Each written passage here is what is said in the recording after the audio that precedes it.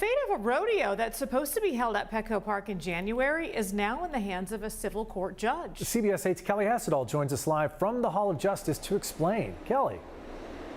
That's right. We're just 6 weeks away from this event. People have been buying tickets for the rodeo since September, and now a lawsuit could force this event to be canceled. Now, plaintiffs argue that this event is illegal. They say non-service animals are not allowed inside Petco Park, and they say the rules are clear. Look at the lease between the Padres and the city. It's online. They actually had to do a modification of the lease even to allow football, because this is a baseball park, and that's what it's for. It's for baseball.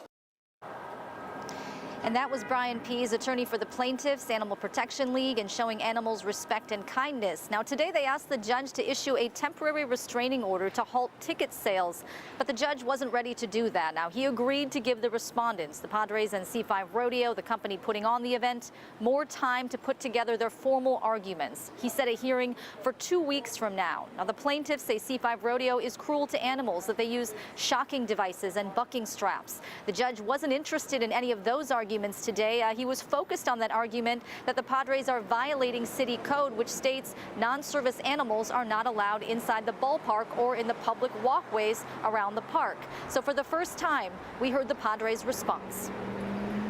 In this instance, the playing field where the event is going to occur is neither a public land or a right-of-way. It is a private area that no public is allowed onto.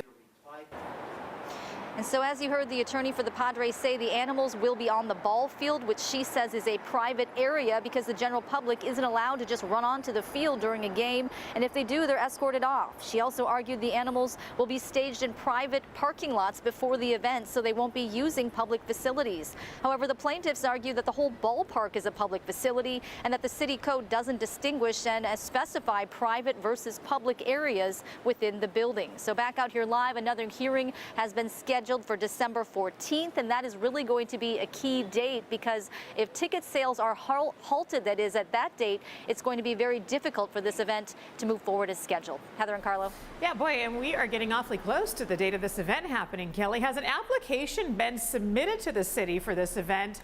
And is it even possible that the city could deny the permit? Yeah, I just learned this afternoon that an application for a permit has been submitted and it is currently under review. Now, a spokesperson also pointed out that the city and the mayor's office have the authority to deny that permit. So I reached out to the mayor's office for comment, but so far I have not heard back. All right, not much time left until that is coming to town. Kelly Hassedall reporting live for us. We'll see what happens. Thanks, Kelly.